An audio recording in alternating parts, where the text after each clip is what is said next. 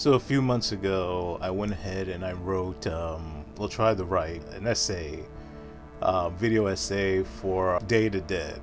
More specifically, how much I love George Romero's Day of the Dead. I think I got a page into it, but I just had trouble getting past that first page. I normally could gather my thoughts, put them down to paper and all that. I mean, sometimes it's not always easy. Sometimes it could be incredibly difficult, but I can usually I get it done. I did it earlier this year with the Day of the Dead video I did on the spin-offs of Day of the Dead, retrospect, like the remakes, the prequels, and all that. I did that also again with Dawn of the Dead, with the novelization of the film by Romero and Susanna Sparrow. But for some reason, I just had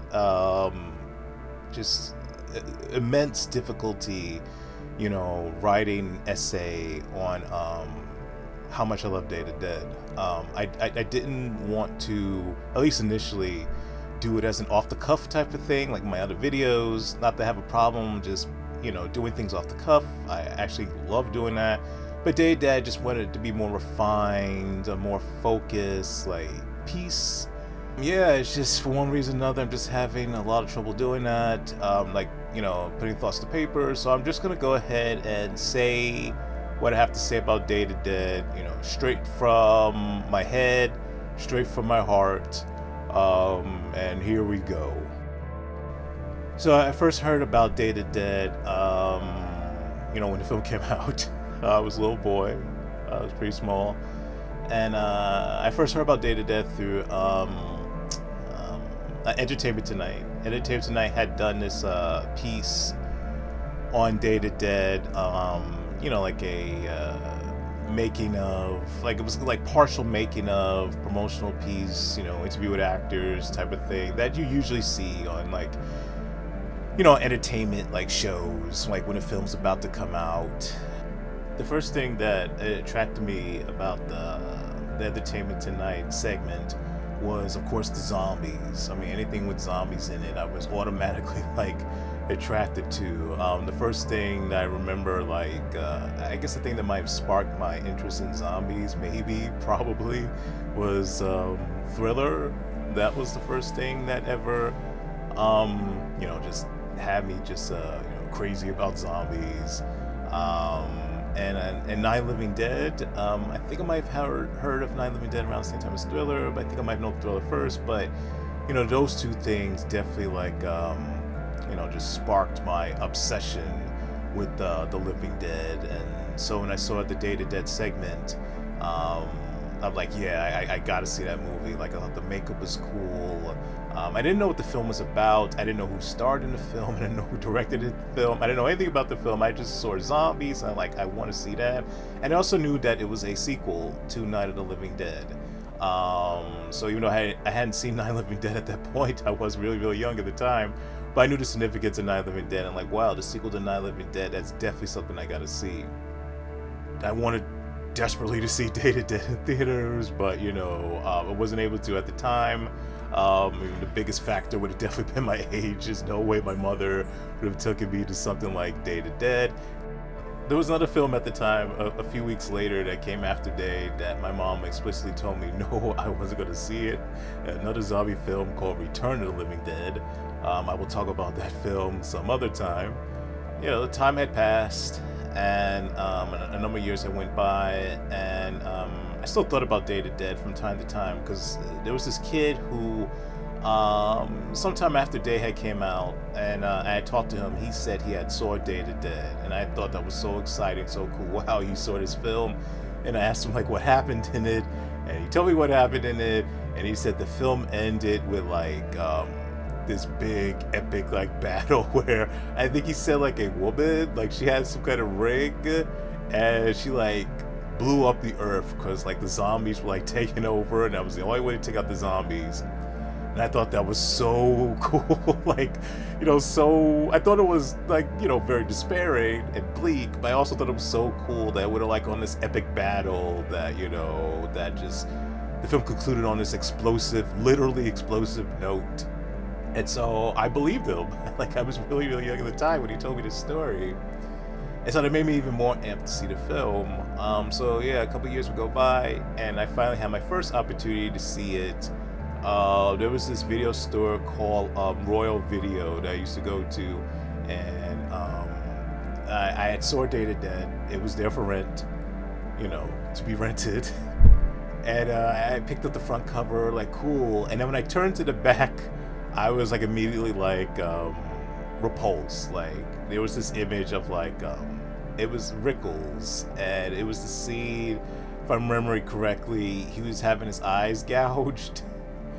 And I was surprised that they showed something so graphic at the back of a VHS cover. I'd never seen anything like that before, and that image alone was like, as much as I want to rent this film, I can't rent this film. And so I didn't. I did in that time, and I would keep on returning to Royal Video time and time again, and I would work up the nerve to like rent it. Okay, maybe this time I rent it, maybe this time I rent it. But then I thought about that image in the back. The notice is too intense, too grotesque, and I never had the courage to ever rent it. And that, I believe, was maybe the last, like the first and last time for a number of years I would have the chance to rent Day to Dead, because we went to other video stores, at least to my recollection. I don't remember seeing Day to Dead in any other video stores. Perhaps it was there, but I don't have any recollection of it being at any other video stores. A number of years went by.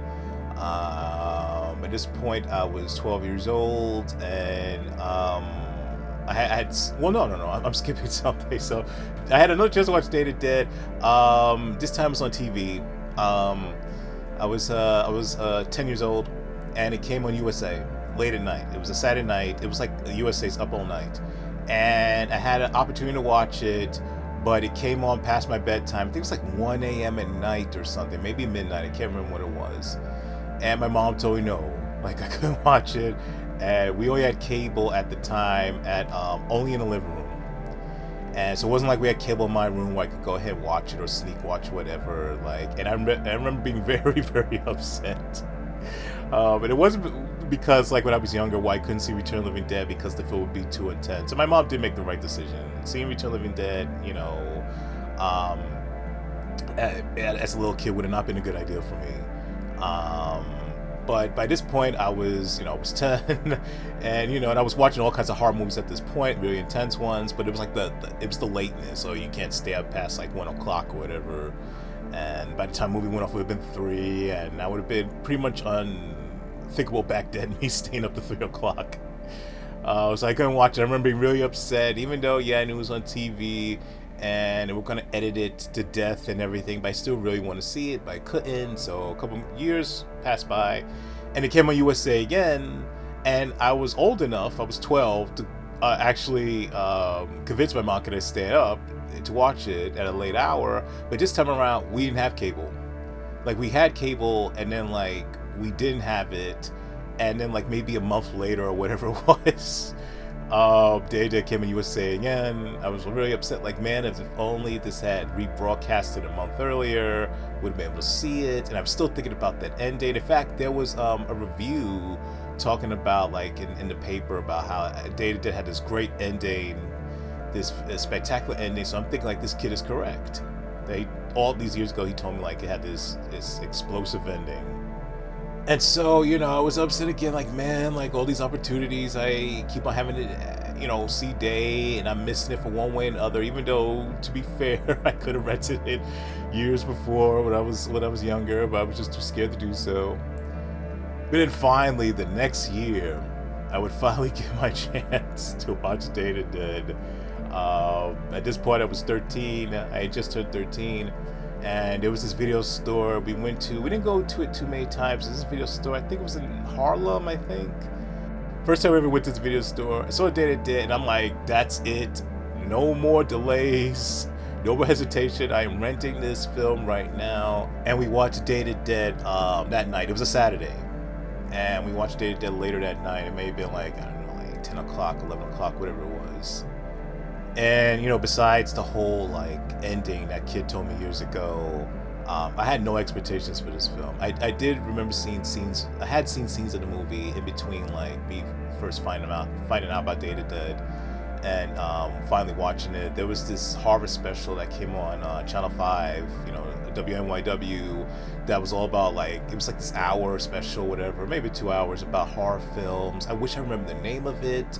I totally have no recollection of what it was named. I wish I could watch it again, but it was like showing behind the scenes of like horror films and stuff, and like special effects stuff and all that. And the horror show was on there, also known as House 3. There was other stuff as well, but the one other film I remember that was on there was Day of the Dead, and the scene they showed was a scene with Rhodes running away from his men, I think, in the climax, and the scene with the elevator, the huge lift coming down with the zombies on it. And I think they showed some scene with steel. Basically, the scenes from the climax, I remember. And I remember also seeing those scenes too a few years earlier when we were watching Featurette Part 6, and they had a promo before the film started for Tom Savini's Screaming Greats.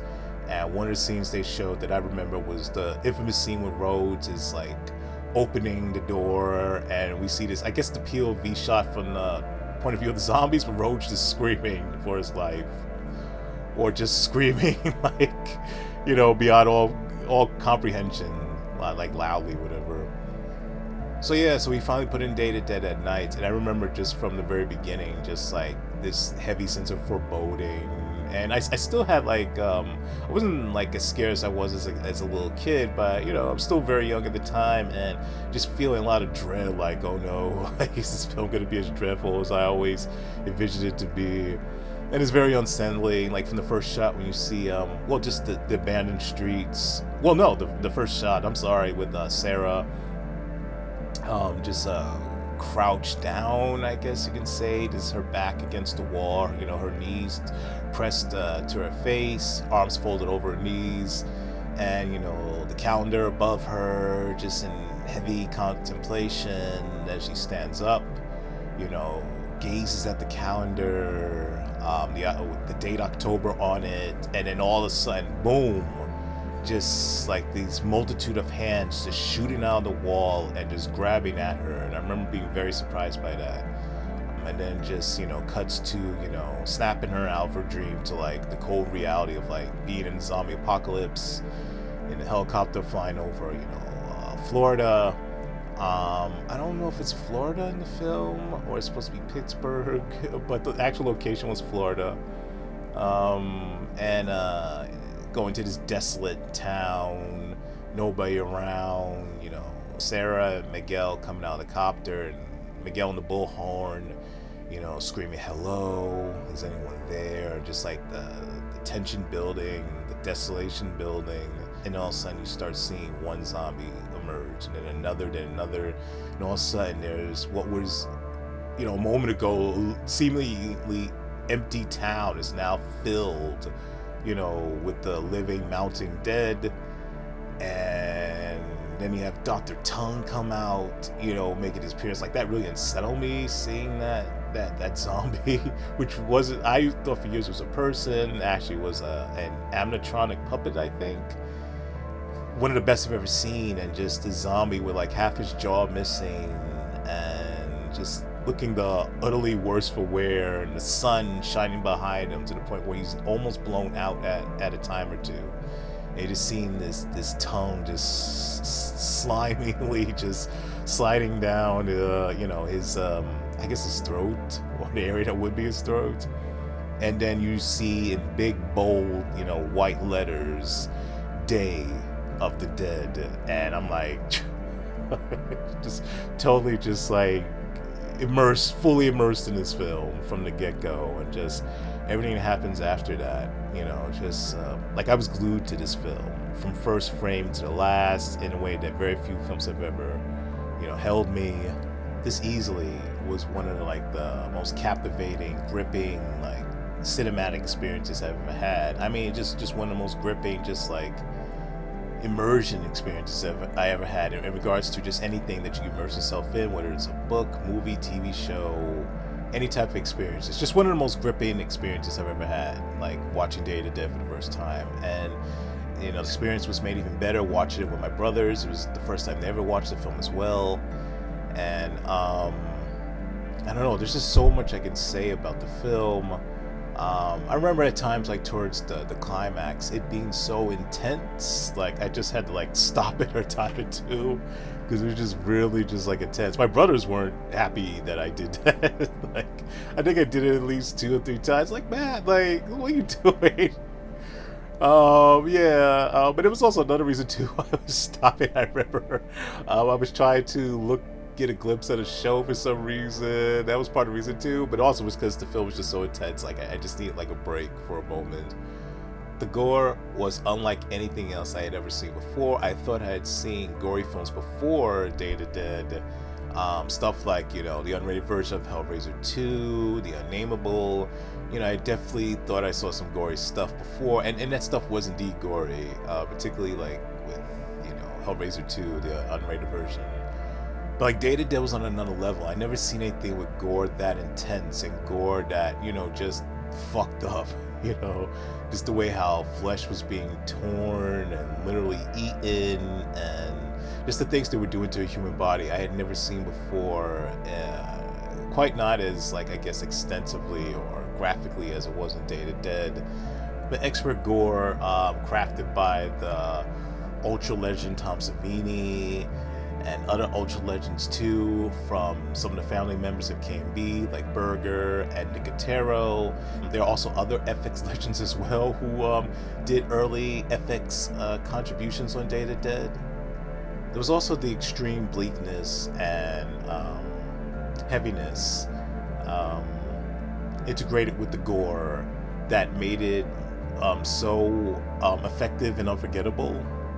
And also the great acting as well by those who were involved in the gore set pieces, like, because as great as the SFX can be, if the actor isn't also putting in their all to sell the gore set piece, it isn't going to have the full effect as it should. Like, everybody has to be on their A game, and not just the actors and the SFX artists, but the director, the cinematographer, the editor, the Foley artist, everybody who is crafting this film scene.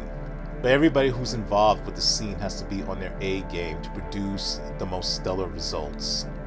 One of many other things that impressed me a lot about Day of the Dead, besides the gore effects and the horror that was expertly demonstrated on screen, was the acting. I know over the years, I don't see it so much now, and I'm glad, but definitely like years ago, one common critique I would see about Day of the Dead was like, oh, the acting is bad, and I don't know what these people are talking about when they say that. Now, is the acting like really bold and intense and sometimes blatant? Yeah, but the situation is very bold and intense and blatant. Like, it's to the extreme. When you have a hostile situation, when you have an overheated situation, a volatile situation, you're gonna get volatile behaviors. You're gonna get people who are at their wits' end. Like, you're gonna get a lot of yelling. You're gonna get a lot of screaming. You're gonna get tension that is like off the charts. And these people had like the worst case of cabin fever. Imagine, because Day of the Dead, chronologically, within the universe, not in real life, but within the universe, takes place 5 years after Night of the Living Dead. And so you're going through 5 years of battling the living dead, losing to the living dead, losing your loved ones, losing everything that you knew. Your society, your job, your home, everything. Seeing the world literally cave in around you by literal monsters. And then you gotta go ahead and deal with all that trauma. And then just trying to survive another day. And then you're doing, some of this, like you spend at least a couple months in this underground facility that's deep within the earth, that is very cold, and you're around cold people. At least some of the people are cold. You're in a situation where you're outnumbered. I wish I remember the exact figure Dr. Logan says in the film, but it's like I think it's 350,001, something like that. It's a huge number. You're basically the last humans on Earth. Like, how happy you're gonna be? How cordial you're gonna be? How respectful you're gonna be? Not saying you shouldn't be any of those things. You should. I think when things are the worst, you should do your best to be at your best. But realistically, how nice you're gonna be. In that situation, when I hear people go ahead and talk about, the people Day to Dead, they're so mean and so angry. I'm like, you wouldn't be in this situation? I just think it's crazy. We already seen in real life with with the pandemic, about how not nice people were, during that situation, and a good deal that came from people, being cooped up in their homes. And there was other factors too, people, they were affected financially by COVID, emotionally by COVID. These people were devastated in all kinds of ways by COVID, and we seen some of the worst from people from of what happened with the pandemic. It's just when tragedy happens, tension happens. And that's what happens in Day to Dead. A whole lot of tension. It is a hopeless situation. And when people feel hopeless, people will do some really dastard, dangerous things. It's... I don't know. I just never thought it was a fair criticism.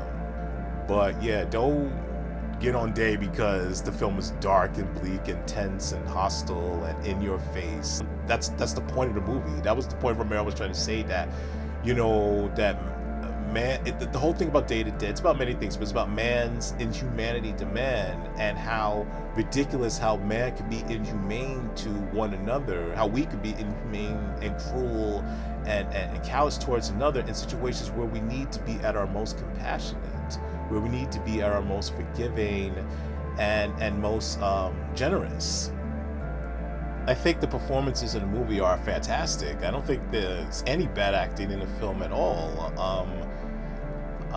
Everyone in this movie gives, to me, a great performance, a great believable performance. I mean, I could kind of see what maybe people are talking about in regards to Rhodes, he's, Joseph Pilato was being hammy, but I don't think he was being hammy at all. I've seen people like Rhodes in real life, not many people, but I've seen loudmouth, I want all the attention on me, I'm the boss, you all better listen to me or else, brash, type of people. I remember working with this one guy, this particular one job, he just was always opening his mouth, always putting it on the show and being theatrical, and I think he was really doing that to mask a lot of insecurity. I don't know, that's just speculation, but people like Rhodes exist. Now, are most people like Rhodes? Of course not, even the worst of us, but there are Rhodes that exist, and in that situation, you could definitely see a Rhodes existing. There are people who are seemingly one note like that, and Rhodes is not one note. There's this thing that he's just yells. But no, there are moments where Rhodes is not yelling, and he's doing more than just being, an asshole. Not many, but yeah, he's realistic. There are people like Rhodes, particularly in a situation like that, where someone wants to go ahead and just take control over everything. Joseph Pilato, to me, Rhodes is one of the best villains of all time, one of the best characters of all time. Whether you love Joseph Pilato's performance or not, or love Rhodes or not, or find him engaging, whatever, he's unforgettable. There's no way anybody forgets Rhodes. When you see his character, he will always be forever seared onto your consciousness. And to me, that's the testimony of great acting. And rest in peace, Joseph Pilato. You will always be missed. A lot of great actors in the film. Laurie Cardille as Sarah Bowman. When people talk about, the best, badass, strong female characters, she gets nowhere near the attention she deserves for her portrayal. She's definitely one of the earliest examples of a strong female lead. She definitely should get more acknowledgement for just how remarkable she is. The character, you know, the actress, just one of my all-time favorite characters, Sarah Bowman. I think she definitely gives one of the more realistic portrayals of somebody who's doing their best to stay tough, to stay strong, but they're at a point where, like, you know, something's got to give because I'm about to collapse. And I think it's one of the most authentic portrayals that I've seen in anything. Terry Alexander is amazing as John, one of the coolest, calmest, but also just toughest, and just, you know, does what needs to be done type of characters. John's just amazing, the character. I just love, like, he's like, you know what, like, to some people the character may seem as like, this guy's just giving up, this guy just, like, he doesn't really want to do anything, like, we have this crisis and he's just being all laid back and non-serious. Like, no, he's actually very serious. He does know the weight of the situation, but he's also at a point like, we are putting too much effort and energy in trying to change what is. We can't change what is at this point. There is no undoing this damage. All we could do is take, you know, the time we have left and live the best we can, and instead of just trying to, you know, basically undo what has been done, keep on fighting a war we'll never win. Instead of, like, keep on fighting this futile battle that's already been lost, let's go ahead and just go make a new world, you know, as best as we can, and start anew, or at the very least just live out, you know, our remaining days, you know, just living, you know, instead of fighting, you know. And at least, like, fighting against things that are no longer worth fighting for. Let's fight for the things that are worth fighting for, and, you know, and maybe this time around we'll get it right, you know, mankind, you know.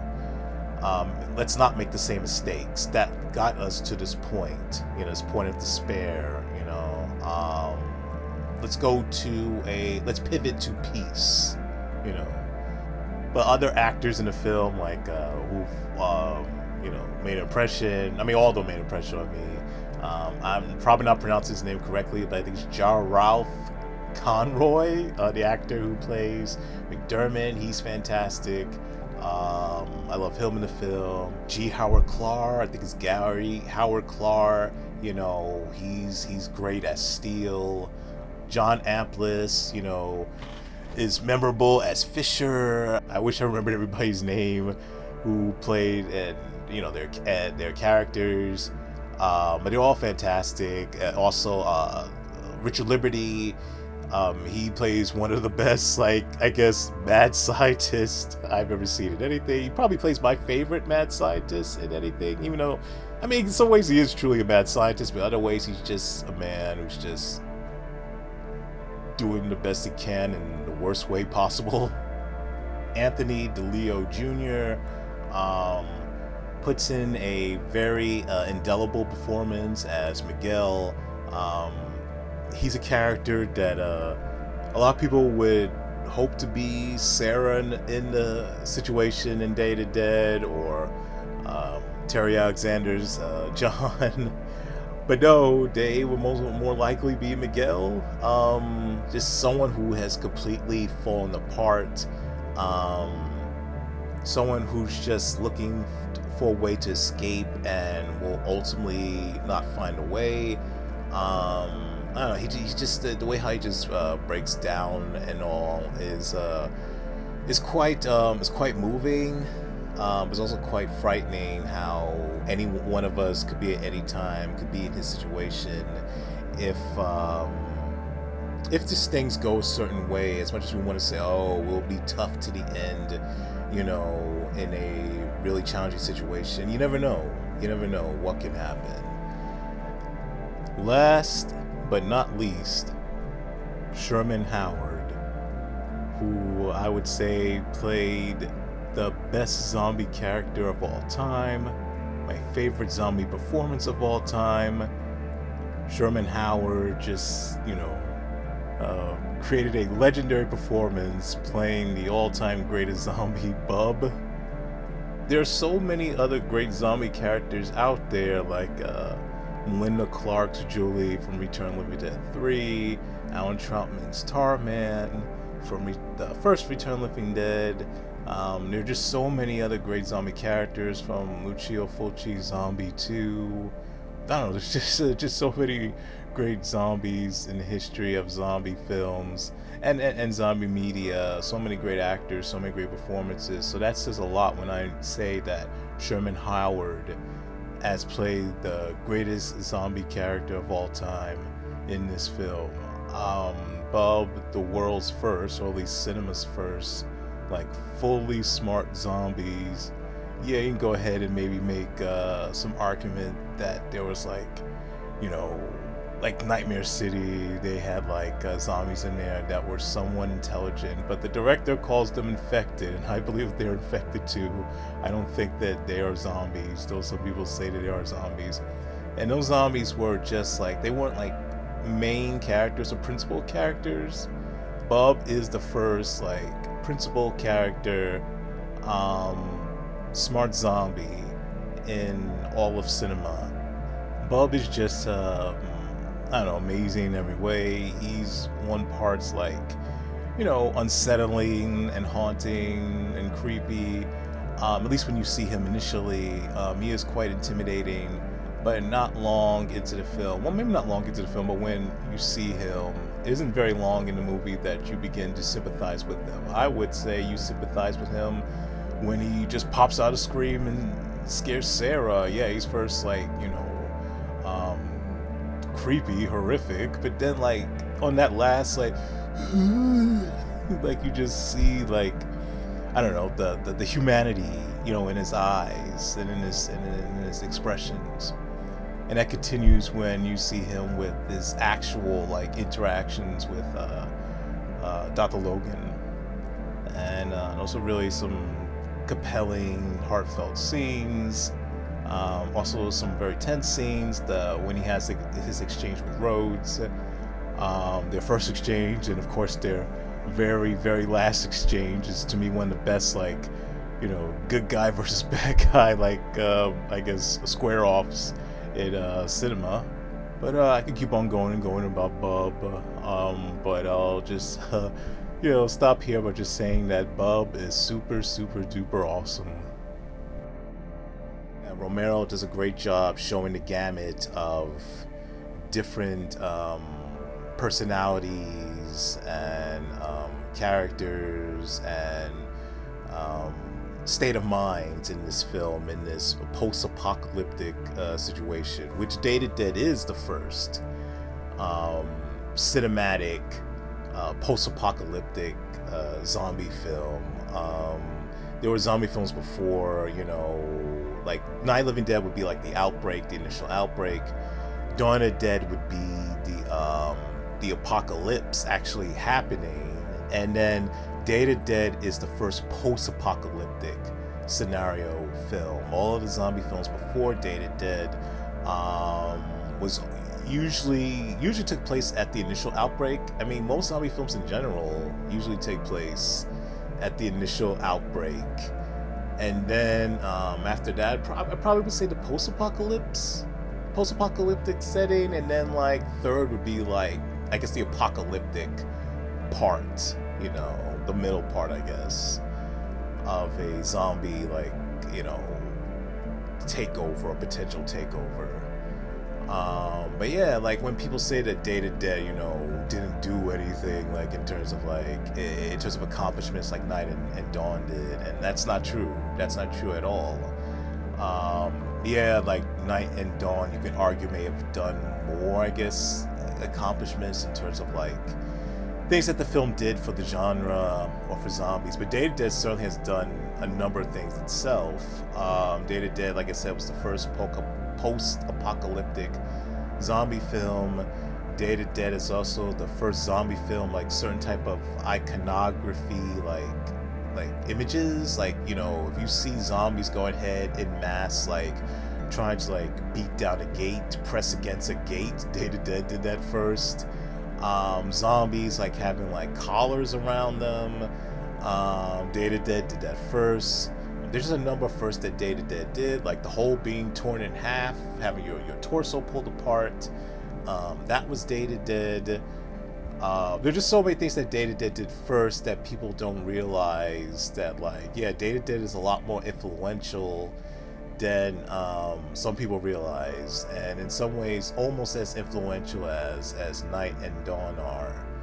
Another thing I love about Day to Dead greatly is, of course, the script, the tight script. There is no fat on that script. It's lean and it's mean.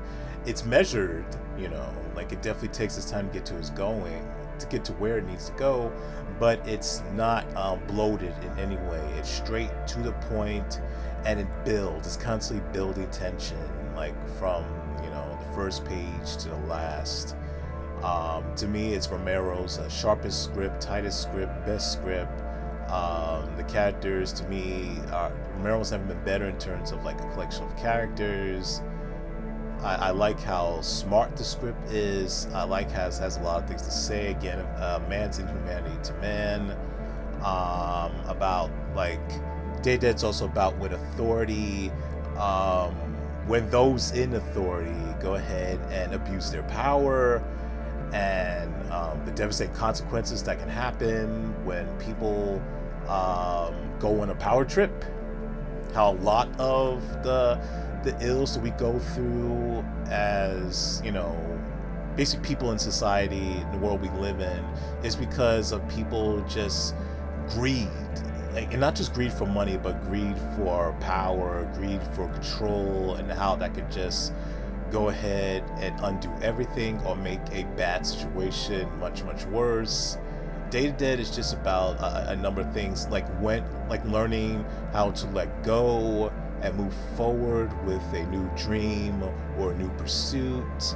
I don't know, just Day to Dead has so much to say in its 100-minute or so runtime, and like it works great as, you know, entertainment. If you just somebody who just wants to watch a zombie film and get nothing more out of it than just entertainment, Day to Dead works on that level. But if you're someone who also wants to go ahead and, you know, like your movies with messages, like your movies layered with something to say, Day to Dead has a lot of that too. Like, it works on a number of levels.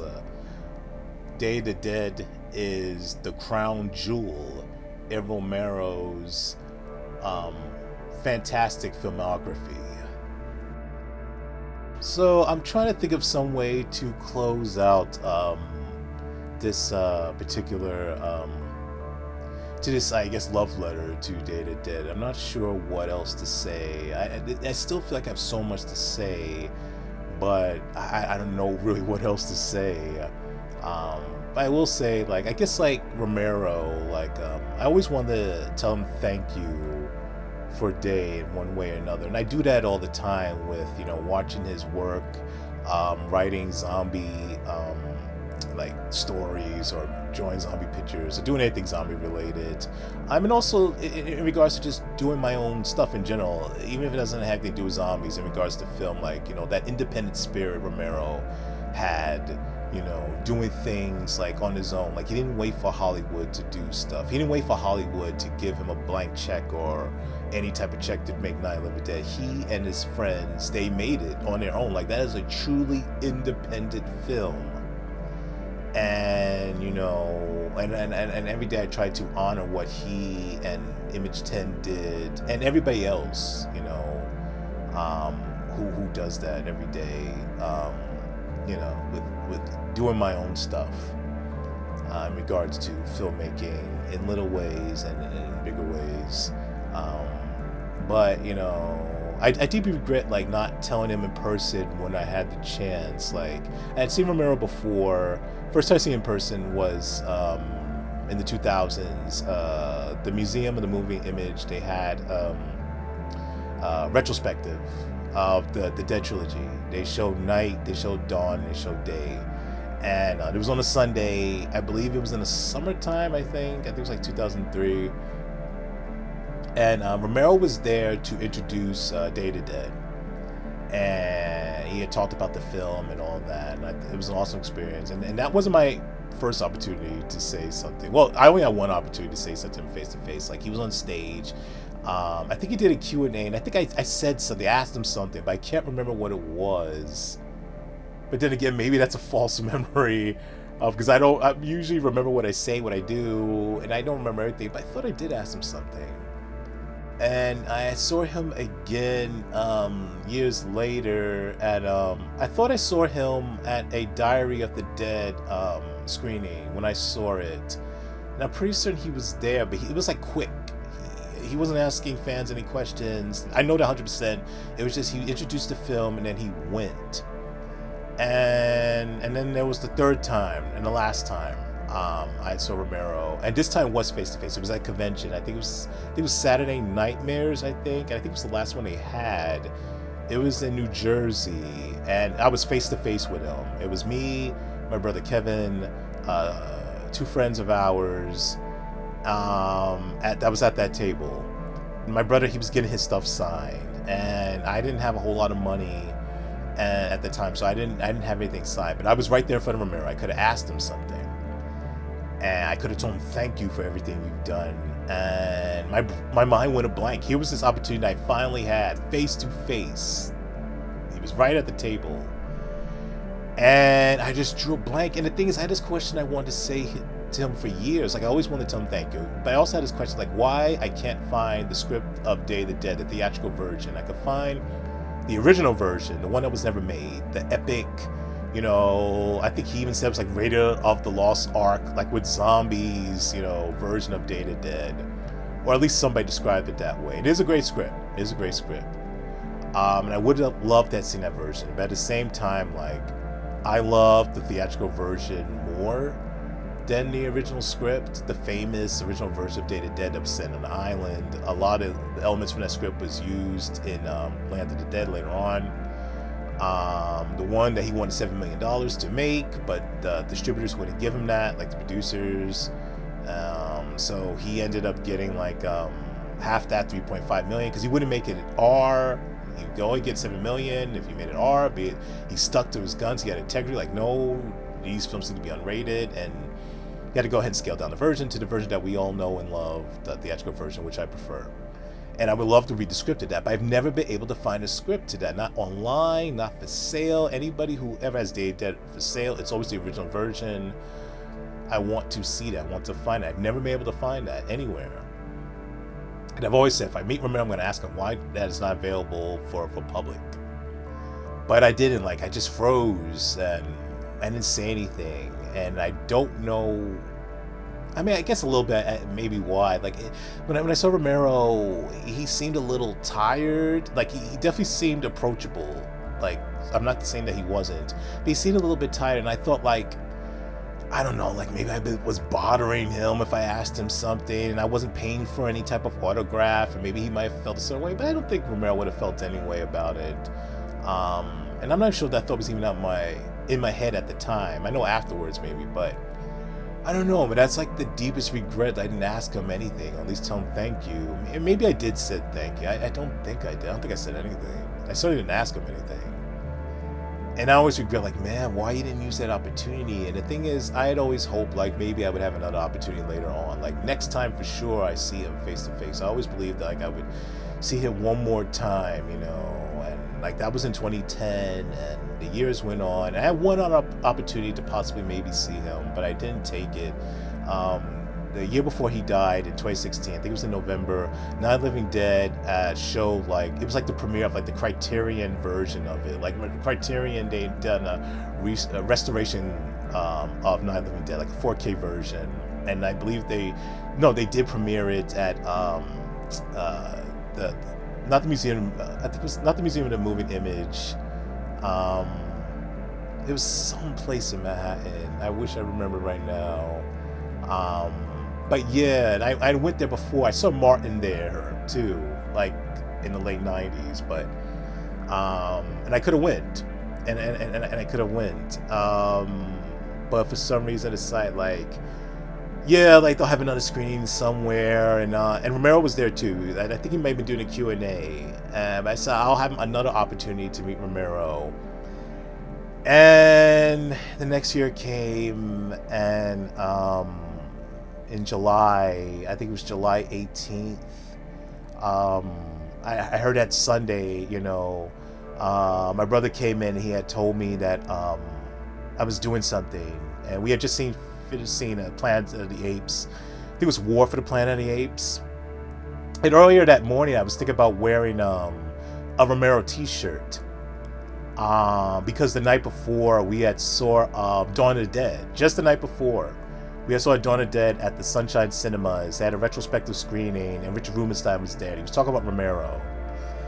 And the next day, that morning, as I was going to the movies to see War of the Planet of the Apes, I was going to wear a shirt of Romero, but for some reason I didn't. And then later on in the afternoon, my brother told me Romero had died, and I was just so shocked. Like, my heart broken too. I didn't believe it was real, but he had passed away, and it really hurt hearing that. To this day, still feel deep sadness, and still wounded over his passing.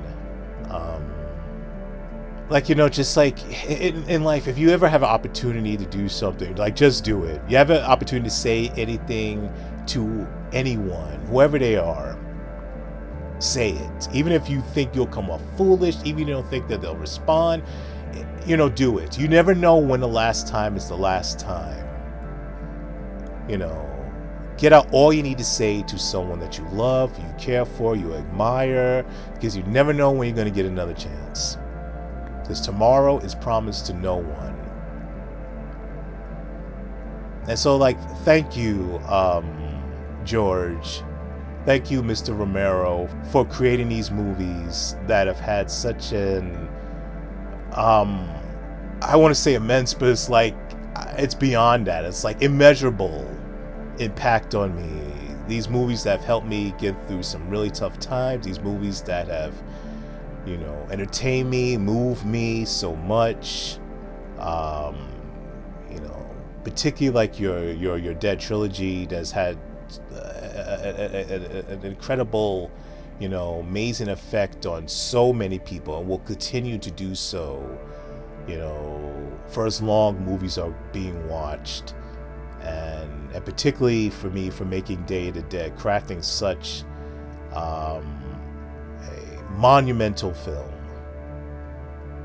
Just thank you, George, and thank you everyone, who contributed to that film in all ways, big and small. And thank you to everyone who keeps this movie alive, through viewing it, talking about it, remembering it, praising it, cherishing it. Just thank you all.